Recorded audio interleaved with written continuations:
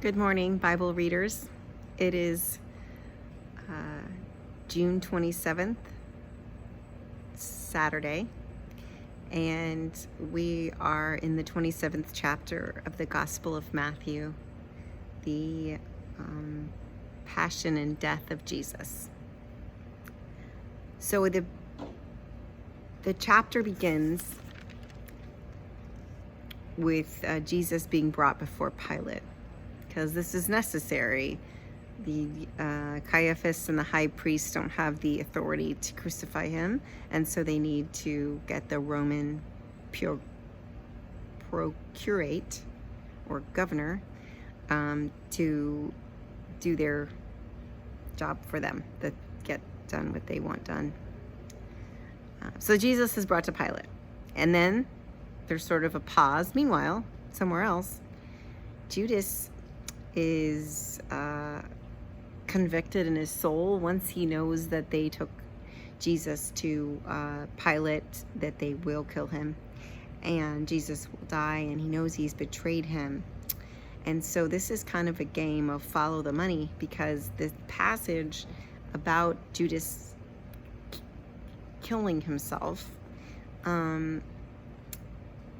he gave them back. He threw the pieces of silver back at them and departed and went and hanged himself. They said, we can't put this money back in the treasury because it's blood money. And he calls it blood money in the film adaptation of the Andrew Lloyd Webber Jesus Christ Superstar. After conferring together, they used them to buy a potter's field, a place to bury foreigners. For this reason, that field has been called Field of Blood to this day. So they used it to buy burial ground. And then it was fulfilled what has been spoken by the prophet Jeremiah, or inferred by the prophet Jeremiah.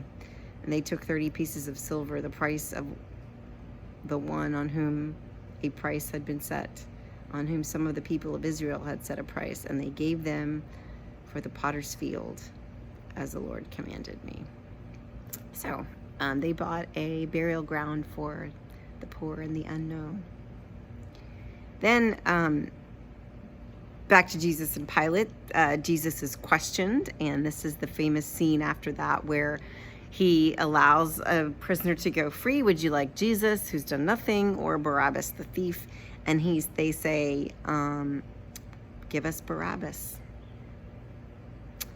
So when Pilate saw that he could do nothing, but that a riot, once again, we are concerned about the riot. Riot was forming.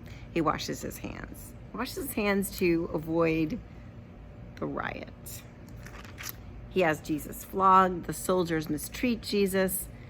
And then they do the walk out to Golgotha. And there's this man from Cyrene named Simon. They compelled him to carry the cross. When they got to Golgotha, they offered him wine to drink. It was bitter. Divided his clothes, hung him on the cross, and hung the sign. And then there's a little passage about the two people on the either side of him. And the one says, why don't you save yourself and save us? And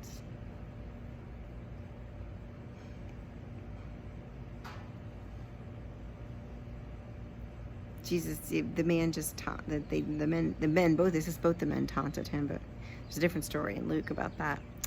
So this is the passage I wanted to read out loud. That I was looking for it.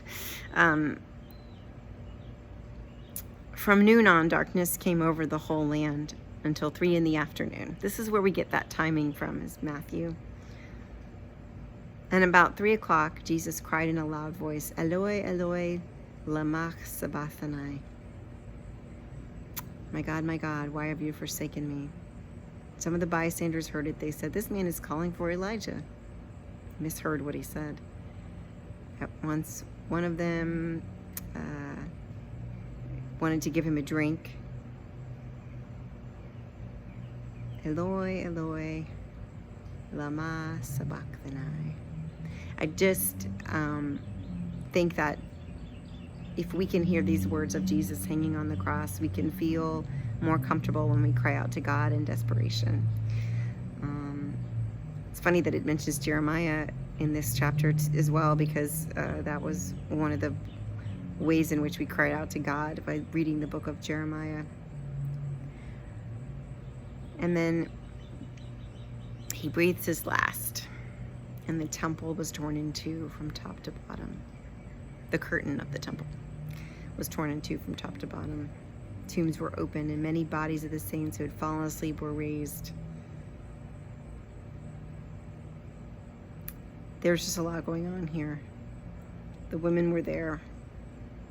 They were there looking, there with him till the end.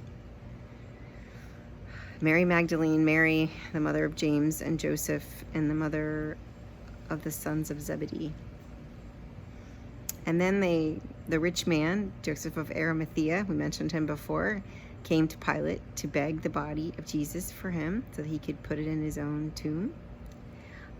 They set a guard at the tomb, and they said, command that the tomb be made secure until the third day. Otherwise, his disciples will go and steal him and claim that he has been raised.